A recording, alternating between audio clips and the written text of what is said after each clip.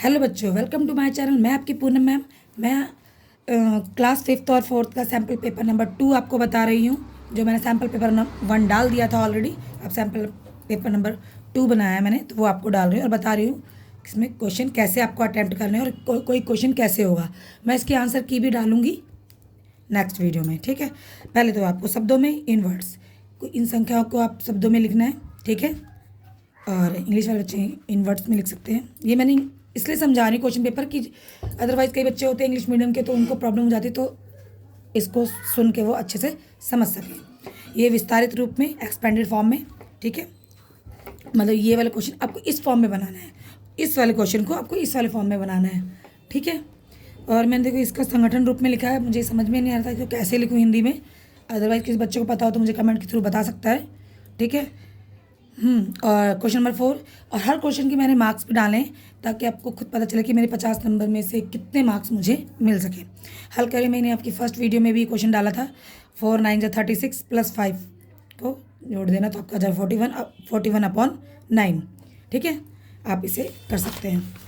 अब चलते हैं, ये मैंने बेसिक चीज़ डाली हैं जो मतलब 5th क्लास के बच्चों को पता होनी चाहिए, उन्हें निकालने आना ही चाहिए, तभी वो अच्छे नंबर लेके आ पाएंगे। क्वेश्चन नंबर 5, ग्राम में बदलिए। 1 किलोग्राम को 5 किलोग्राम को पैसे में बदलो, 5 रुपये को 18 रुपये को सेंटीमीटर में बदलो, 8 मीटर को, ठीक है, और 13 मीटर को मिलीलीटर में बदलो, 8 लीटर को 9 लीटर को, और रुपए में बदलो। ये आपको पैसे दिए हैं तो आप इसे रुपए में कन्वर्ट करना है, ठीक है। 365 पैसे को रुपए में। 1 लाख में कितने जीरो होते हैं, कई बच्चों को ये भी कन्फ्यूजन होता है कि 1 लाख में कितने जीरो होते हैं, पता करके आप इसमें लिख के आंसर दीजिए। सम संख्या किसे कहते हैं, ये पता होना चाहिए, इसकी डेफिनेशन आपको पता होनी चाहिए। विषम संख्या किसे कहते हैं, ठीक है। नहीं पता है तो मेरे टीचर से फाइंड आउट करो, वरना मेरे आंसर की का वेट करो, मैं डालूंगी। और जिसको जल्दी आंसर की चाहिए तो मेरे कमेंट में मुझे यस लिख के भेजें, मैं आपको मे बी 1 आवर के में ही आपको आंसर की दे दूंगी, ठीक है। भाज्य संख्या किसे कहते हैं, अभाज्य संख्या किसे कहते हैं, सम संख्या व गोला या विषम संख्या बताइए। देखो, प्राइम नंबर को प्राइम नंबर के नाम से भी इसे हम जानते हैं, प्राइम नंबर को प्राइम नंबर के नाम से भी। और इसे हम, देखो मैंने यहाँ पे लिखा नहीं, ये थोड़ा सा अब ध्यान दूंगी। सम संख्या को कहते हैं इवन नंबर और विषम संख्या को कहते हैं ऑड नंबर, ठीक है। ये होते हैं आपके प्राइम नंबर, ये होते हैं को प्राइम नंबर।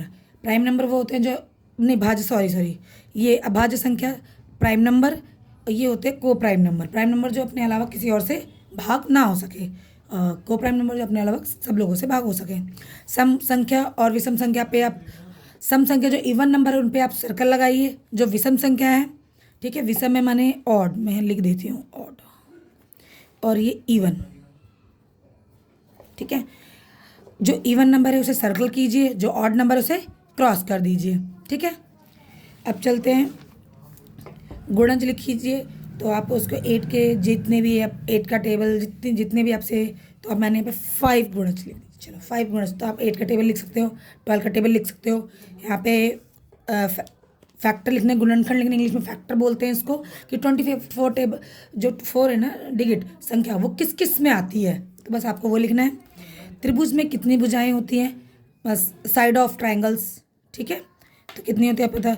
और स्क्वायर की पहचान आप पता, जब स्क्वायर है, वर्ग है, उसकी पहचान कैसे करेंगे, तो आप इसको इसकी डेफिनेशन देनी है कि भाई इसकी हम कैसे पहचान करें, कैसे पता चलेगा कि ये वर्ग है, तो आपको यहाँ पे लिख के बताना, आंसर देना है। मतलब मिला जुला के डेफिनेशन देनी है आपको, डेफिनेशन पता होगी तभी तो सवाल कर पाओगे आप।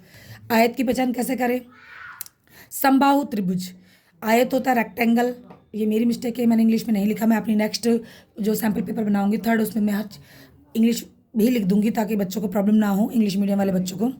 समबाहु त्रिभुज इक्विलेटरल ट्राइंगल होता है जिसकी तीनों साइड्स इक्वल होती है, उसकी डेफिनेशन देनी है आपको। विषम बाहु त्रिभुज, ठीक है, जिसकी तीनों साइड नॉन इक्वल होती है, ठीक है। और समद्विबाहु त्रिभुज ये होती है जिसकी 2 साइड्स इक्वल होती है, जैसा आइसोस्केल या स्केलन, स्केलन साइड से कहते हैं, आइसोस्केल इससे कहते हैं, ठीक है। स्केलन ट्राइंगल, आइसोस्केल ट्राइंगल और इक्विलेटरल ट्राइंगल, रेक्टेंगल, ठीक है। यहाँ पे आपका टोटल 50 मार्क्स का पेपर खत्म होता है, तो जल्दी से जल्दी से करके देखो, समझो, फिर मैं नेक्स्ट वीडियो में इससे रिलेटेड आपको क्वेश्चन दूंगी, आप इसे करके देखिएगा जो नेक्स्ट सैम्पल पेपर बनाऊंगी, ठीक है। थोड़ा सा इससे हट के बनाऊंगी आपको, मतलब 5 सैम्पल पेपर के अंदर अंदर ना सब कुछ करवा दूंगी, कि मतलब पाँचवीं का कुछ बच ना जाए और पाँचवीं बच्चे का बेस स्ट्रांग रहे। ठीक है, और मेरी वीडियो आपको अच्छी लगती है तो प्लीज़ लाइक करें, सब्सक्राइब करें, अपने फ्रेंड्स को शेयर करें। ठीक है, थैंक यू।